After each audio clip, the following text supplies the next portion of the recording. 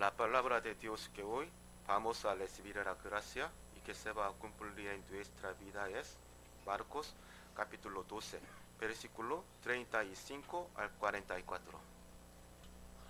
Vamos a leer todos juntos. Enseñando Jesús en el templo decía, como dicen los escribas, que el Cristo es hijo de David, porque el mismo David dijo por el Espíritu Santo, dijo el Señor a mi Señor, siéntate a mi diestra hasta que ponga tus enemigos por estrado de tus pies.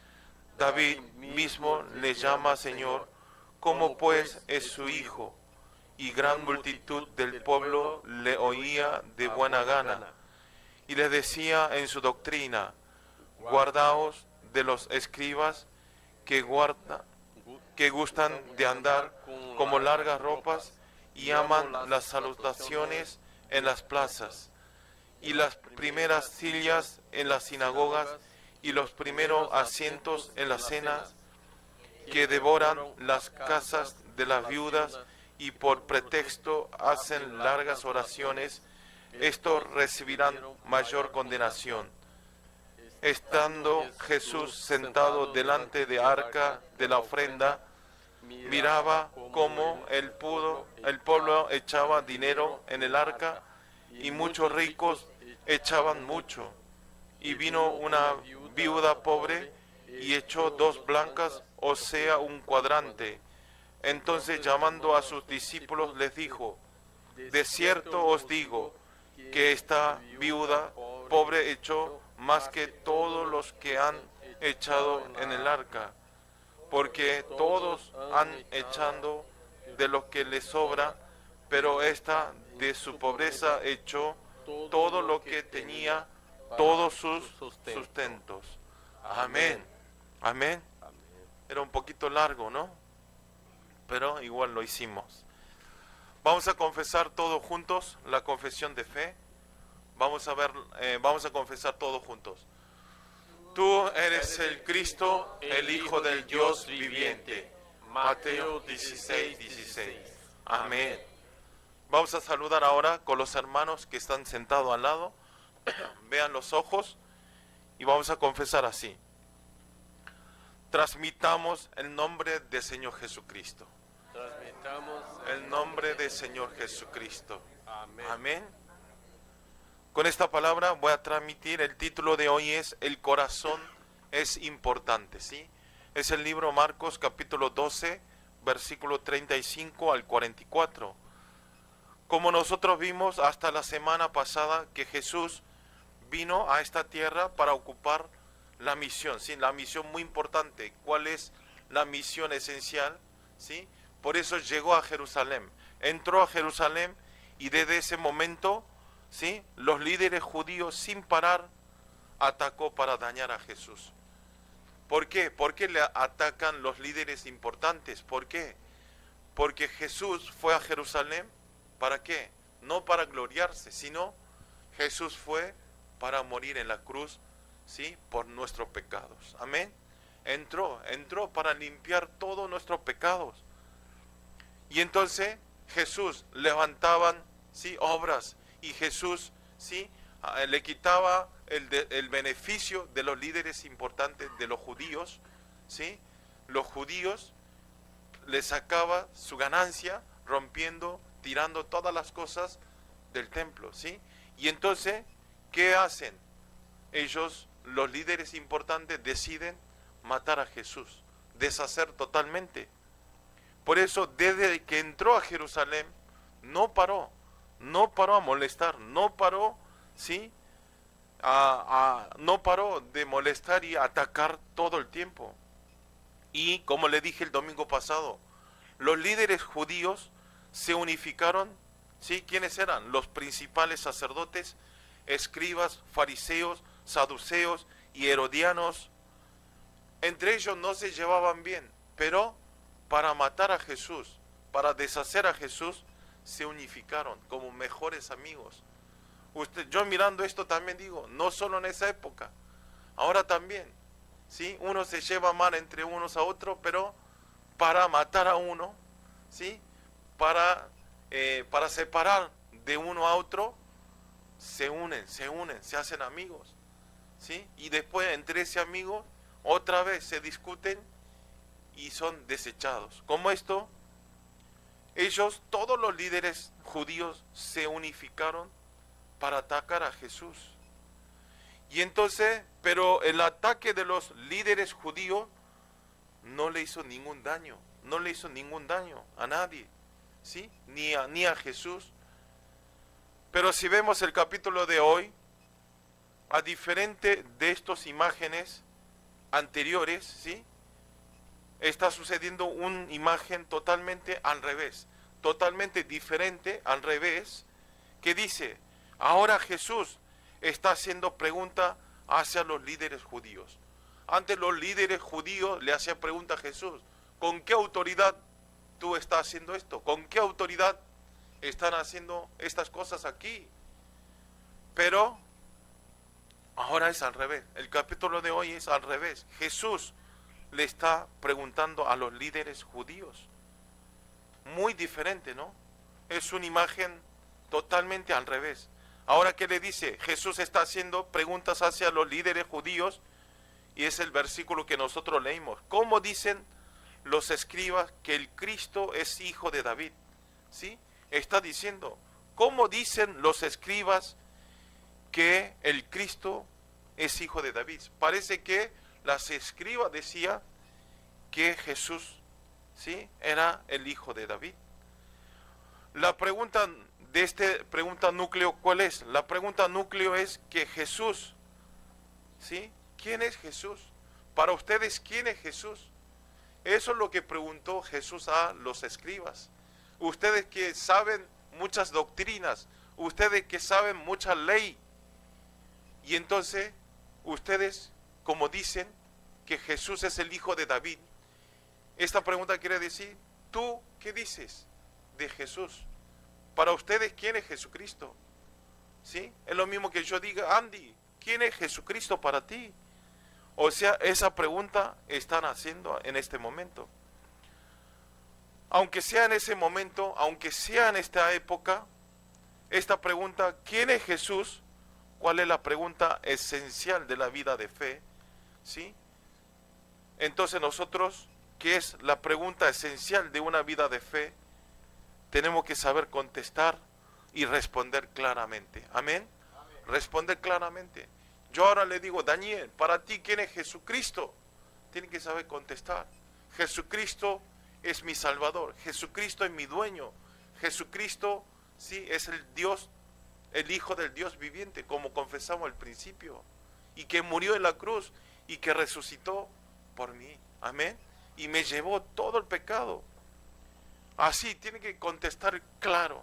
¿Quién es Jesucristo? No sé. Pastor dice que el Hijo del Dios.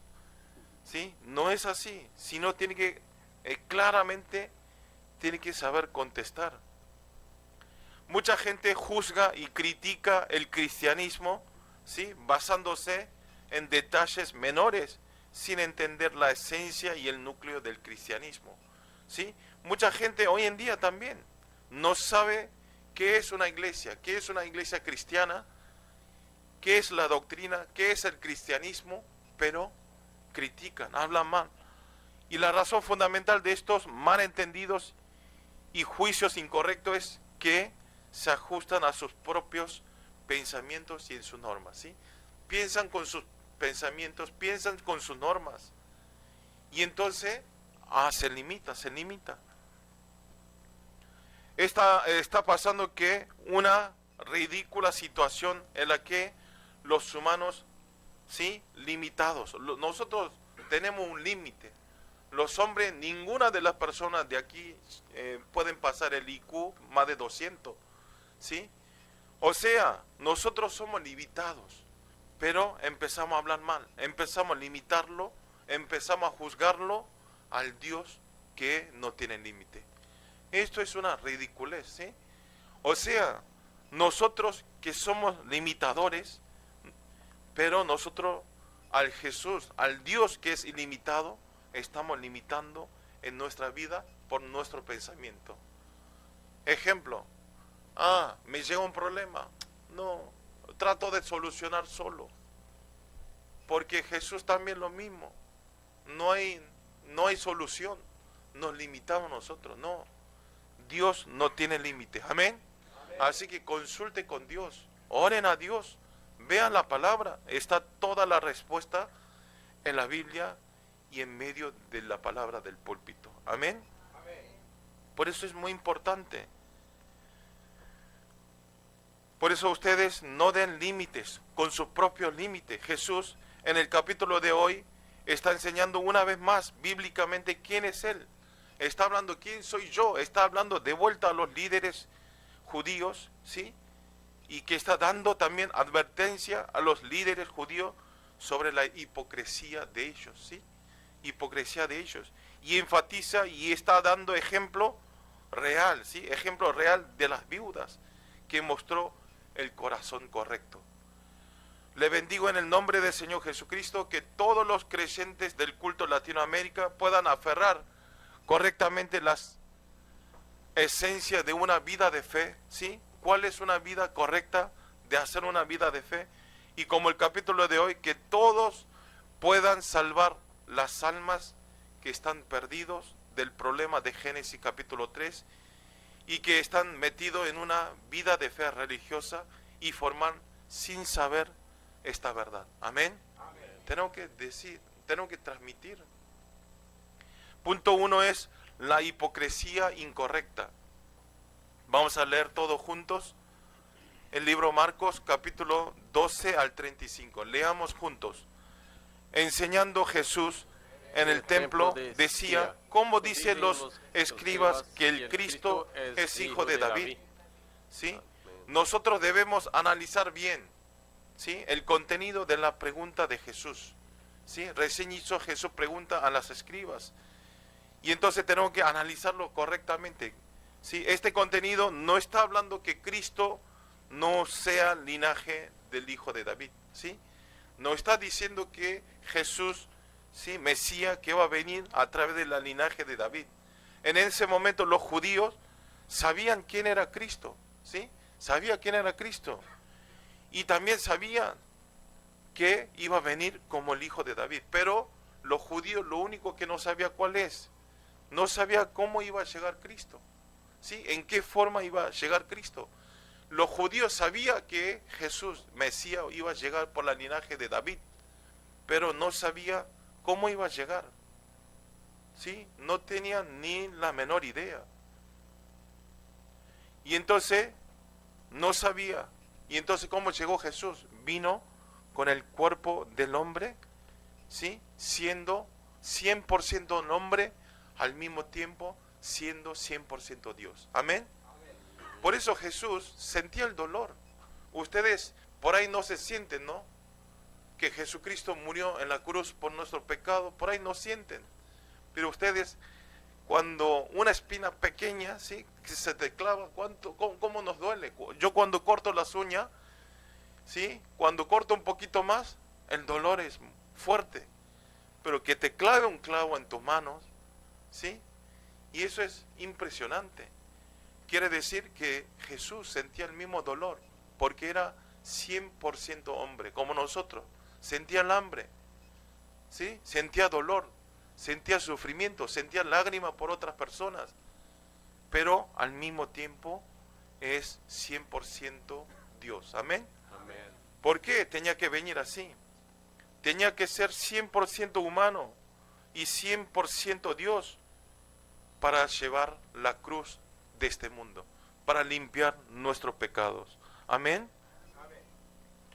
Por eso ustedes vean, Jesús está preguntando a los líderes judíos para que entiendan esta verdad y le dijo ejemplo para cambiar el pensamiento equivocado de ellos, de los líderes judíos. Da un ejemplo, dice, para cambiar el pensamiento equivocado de ellos, Jesús utiliza el libro Isaías, el libro Salmos, capítulo 110, versículo 1, de la poesía que escribió David. Dice así, vamos a leer todos juntos, el libro Marcos, capítulo 12, 36, 37, leamos juntos. Porque el mismo David dijo por el Espíritu Santo, dijo el Señor a mi Señor, siéntate a mi diestra hasta que ponga tus enemigos por estrado de tus pies. David mismo le llama Señor, como pues es su hijo, y gran multitud del pueblo le oía de buena gana. Amén. Aquí David hace esta confesión. Dijo el Señor a mi Señor, siéntate a mi diestra hasta que pongan tus enemigos por estrado de tus pies. Aquí el Señor a mi Señor, ¿qué quiere decir? Señor a mi Señor, sí, David confiesa, Señor a mi Señor, quiere decir que está diciendo que el Señor es Cristo. Amén. Que el Señor es Cristo. Que es el Cristo quien va a venir en el futuro en sus linajes, ¿sí? David está diciendo, es el pasado, ¿sí? Que es porque utilizó el libro Salmos y escribió una poesía, que ahora en el futuro va a venir Mesías, quien es Jesús, a través de mis hijos, mi linaje. Y le dice, Señor. Imagínense, ¿quién es mayor aquí? David es mucho mayor, pero ya está respetando, diciendo, Señor, como que eres mayor, que eres todopoderoso, aunque viene en mi linaje, pero eres todopoderoso. En una palabra, está confesando que eres Mesías. Amén, es Mesías. ¿Quién es el Señor? Es el Señor que va a salvar este mundo. Es el Señor que nos va a llevar todos nuestros pecados y nos va a dar la salvación eterna. Amén. En una palabra, David está confesando que Cristo, que va a venir en su linaje, es Hijo de Dios. Amén. Amén. Y también Marcos está mostrando, quién es el autor del libro Marcos, a través del versículo que está ¿sí? Que esta confesión se hizo a través de la expresión, la inspiración del Espíritu Santo. Amén. Pudo hacer esta confesión David. Lo que tenemos que entender a través de este capítulo es que Jesucristo es el hombre, como le dije, completo, al mismo tiempo es el Dios completo. Aquí, este ministerio, ¿sí? ¿Cuál es el ministerio de Jesucristo? Jesús vino para ser Cristo. Jesús vino para salvar a nosotros. Amén. ¿Qué es Jesús vino para ser Cristo? Jesús vino a hacer 3 oficios. ¿Cuál es? Vino como verdadero sacerdote, ¿sí? Para limpiar nuestro pecado. Jesús vino como verdadero profeta para encontrarnos de vuelta con Jesús, unir el camino, y Jesús vino como verdadero rey para vencer todas las fuerzas de la tiniebla de este mundo. Amén. De la fuerza de Satanás. Por eso nosotros estamos libres, porque Jesucristo murió, quiere decir que nos unió de vuelta con Dios, una relación separada, ¿sí? Nos limpió todo el pecado, hizo la función de un sacerdote y venció todas las fuerzas de Satanás y oscuridad que rodean nosotros, como verdadero rey. Amén. Amén. Eso es todo, eso tiene que creer. Y también, ¿por qué vino 100% el hombre, 100% Dios? ¿Por qué? Para que esta condición, para salvar al hombre, para salvar este mundo, tenía que venir con una condición que era sin pecador, tenía que ser. No tenía que haber pecado. Todo lo que linajes, todo que nacemos después, descendiente de Adán, ¿quiénes somos? Todos nosotros.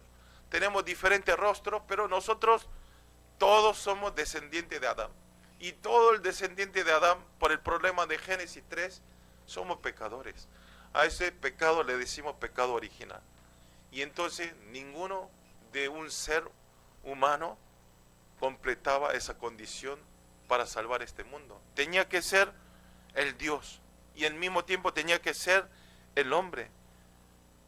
Por eso mandó a su Hijo unigénito, quien es Jesucristo. Amén. Amén. Mandó a su Hijo. Por eso vino engendrado en el cuerpo del Virgen María para no tener el pecado original.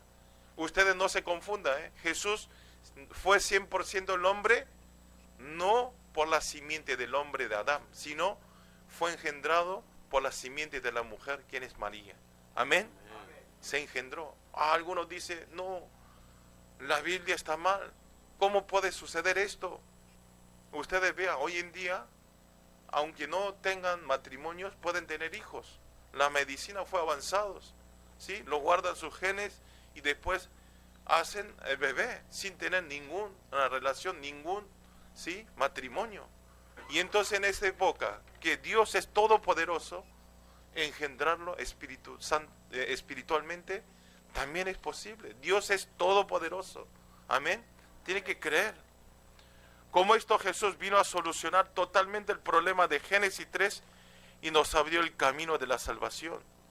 Y aquellas personas que todo creen de esta verdad, se restaura de la identidad del Hijo de Dios y obtienen la vida eterna. Amén.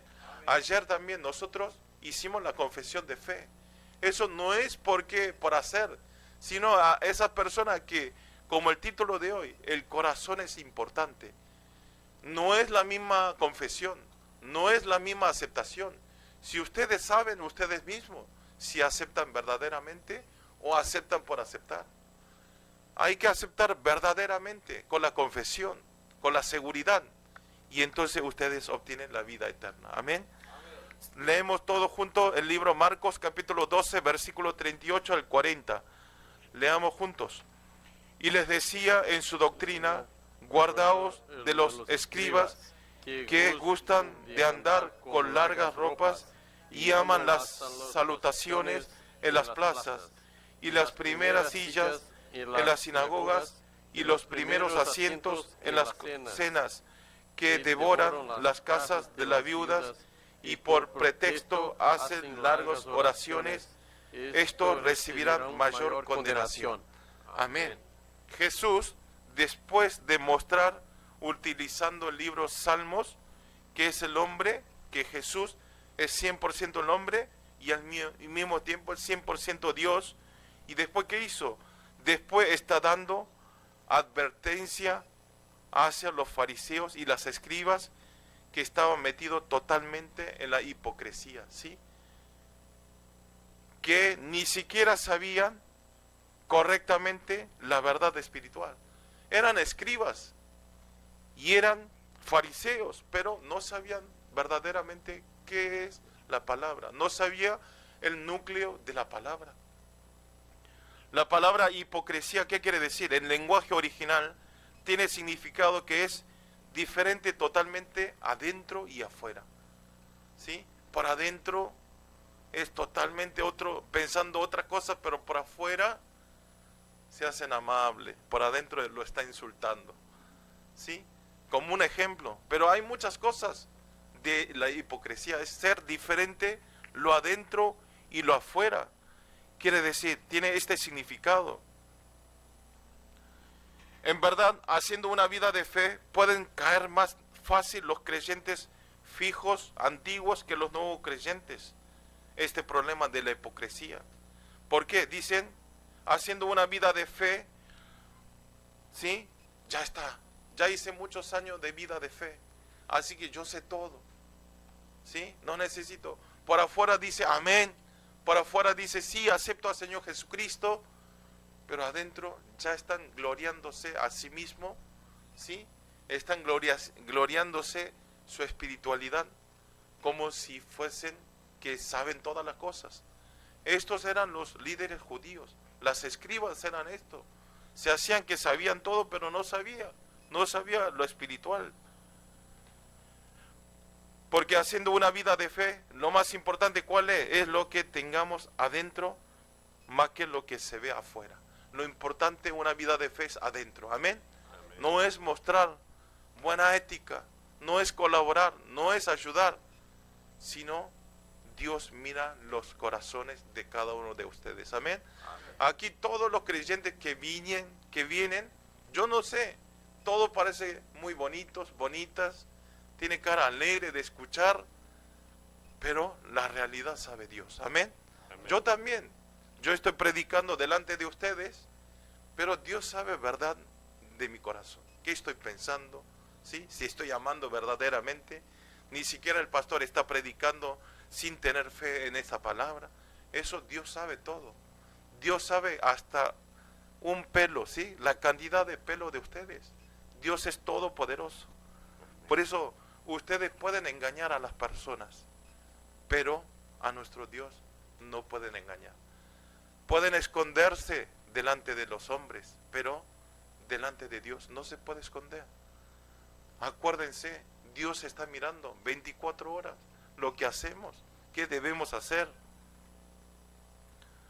Por eso es muy importante, haciendo una vida de fe, saber esta verdad es muy importante.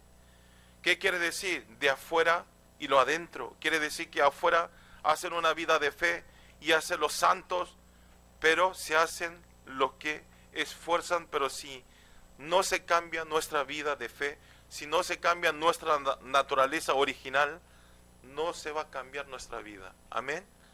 O sea, cambien sus corazones. No traten de cambiarlo afuera, sino cambien a través de la palabra y a través de la oración de las cosas que están dentro de ustedes. Amén. Los creyentes del culto de Latinoamérica quiero que sean siempre solo Cristo y quiero que enfoquemos solamente en el reino de Dios. Amén. También nosotros no podemos hacer nada. El humano no puede hacer nada.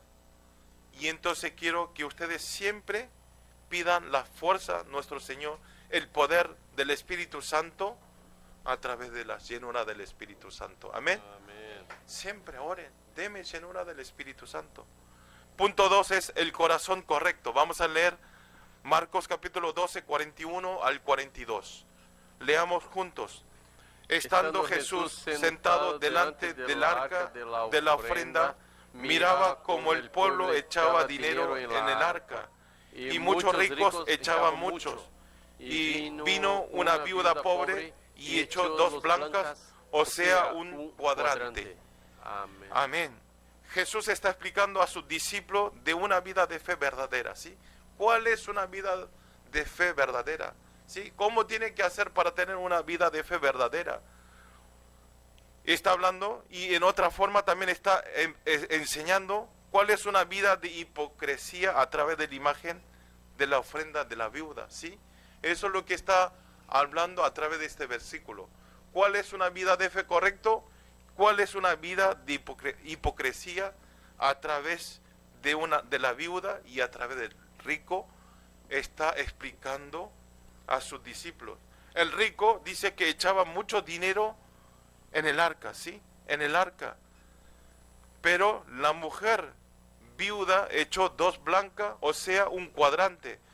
Vea, ¿qué quiere decir? En ese momento el arca de ofrenda tenía una entrada en forma de trompeta. Tenía una forma trompeta, por eso también se le llama como arca de trompetas. Como esto, y también estaba hecho en bronce. Y entonces en ese momento no había billetes. Y entonces cuando la gente venía y hacían ofrendas, eran monedas. Y entonces tiraban monedas, y cuando un rico echa muchas monedas, hace un ruido inmenso, ¿no? Cae como el casino, ¿no? Pero esta viuda, ¿sí? Quien era pobre, echó 2 blancas y un cuadrante. Y también el valor de una blanca y el cuadrante era el valor mínimo de la cifra, como un 10.000 won, monedita coreana, o 100.000. Y entonces era liviano. Por eso, aunque echaba, no hacía ruido, porque era poco y no pesaba nada. Por esta razón está diciendo, pero al final Dios, Jesús, dice que la ofrenda que va a recibir es de la viuda, ¿sí? La viuda pobre. ¿Por qué? Porque el rico obviamente daba muchas ofrendas y hacía ruido grande, pero ¿cuál era el problema del rico? El objetivo del rico no era para entregar a Dios. El rico quería que la gente vea, que escuchen su poder, ¿sí? Que la gente lo reconozca como un señor que daba muchas ofrendas. O sea, que quería mostrar a las personas, ¿sí? Para gloriarse a sí mismo. No tenía ningún interés a Dios. Entregar a Dios cero, ¿sí?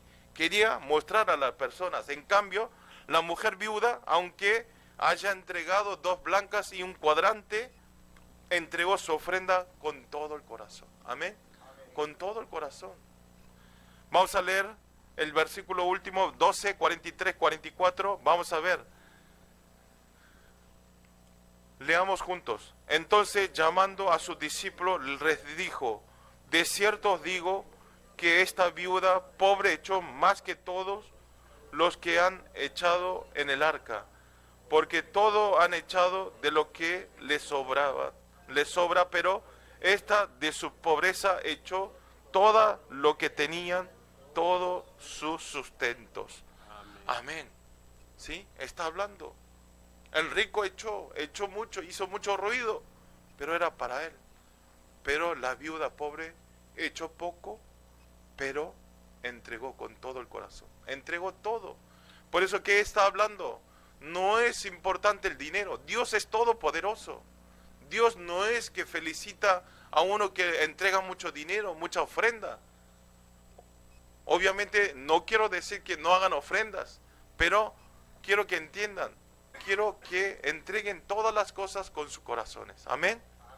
No es lo importante la cifra, sino el corazón de amar a Dios y el corazón de entregar la ofrenda verdadera a Dios. No solo la ofrenda, venir los domingos, entregar el culto al Señor. ¿Con qué corazón vienen ustedes? ¿Vienen con el corazón de desear escuchar la palabra? ¿Vienen con el corazón de recibir la respuesta a través de la palabra? Esa persona que tiene ese corazón, Dios le responde. Pero en cambio, creyentes, viene a la iglesia, pero no le entra nada, no le importa, no está concentrado. Entonces esa vida de fe es totalmente diferente. Pero lo que me sorprendió otro día, hoy no vino Justin. Justin cuando viene parece que va al baño y viene, ¿sí? Parece que no se concentra. Otro día cuando fue a hacer el estudio bíblico en su casa, y me dijo esto, que los 2 amigos que tienen, no sé, tenía un amigo budista y le ofreció que vayamos un domingo al templo budismo. Y Justin dijo, no vamos a ir. Yo le dije, ¿cómo? ¿Por qué le dijiste que no? ¿Por qué? Porque el único Dios es Dios. Buda no es el único Dios. El único salvación está en Jesucristo. Pero en Buda no hay salvación. Le dijo esto. Ustedes vean. Por eso las madres y los padres escuchen bien. Los chicos parece que no escuchan. Parece que están distraídos. Parece que andan y entran y salen. Pero la palabra que le hace escuchar es el Espíritu Santo. Amén. No es, tampoco soy yo. Yo hablo, yo transmito a ustedes. Pero el que hace entender la palabra es el Espíritu Santo. Amén. Por eso ustedes digan, no tengan vergüenza. Si hay un vecino, un amigo que no creen, no piensen que tengo vergüenza. Por ahí hablo del Evangelio, corto la relación con esa persona, que es muy necesario para mí. No. Ustedes digan, y entonces el que hace aceptar es el Espíritu Santo. Amén. Amén. Créanlo. Por eso ustedes, los padres, las madres, aunque no quiera venir, hay que traerlo a sentarlo. ¿Por qué? Ese niño, ¿sí?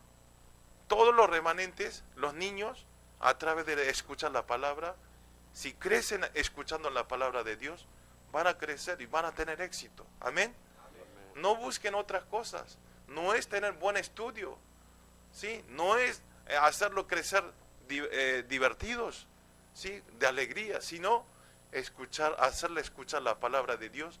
Es mejor que es incomparable la enseñanza esto. Amén. Así que la enseñanza bíblica es gratis, no tiene que pagar ni matrícula, nada. Por eso, al lugar de donde hay palabra, tenemos que traer. Los mayores ya no vamos, aceptamos, pero los menores que quedan, sí, tienen que aceptar a Jesucristo verdaderamente. Amén. Por eso quiero que ustedes recuerden. Por eso hoy también está enfatizando que la ofrenda que recibe Dios no es la cantidad, el corazón de ustedes. Amén. quiero que le bendigo en el nombre del Señor Jesucristo, que a través de la palabra de hoy, que todos los creyentes del culto de Latinoamérica puedan entregar el culto al Señor con todo el corazón y con todo el cuerpo y con todo nuestro centro, y de desear escuchar la palabra de Dios. Así todos puedan ser y puedan establecer como verdaderos discípulos de Cristo. Amén. Vamos a orar todos juntos. Señor, le damos gracias en este día, gracias por darnos este mensaje una vez más.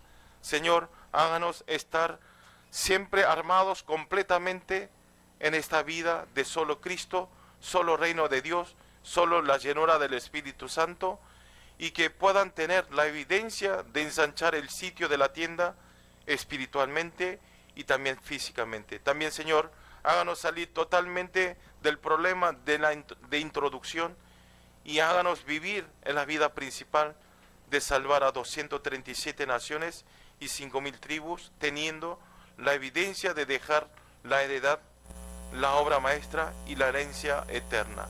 Oramos en el nombre del Señor Jesucristo. Amén.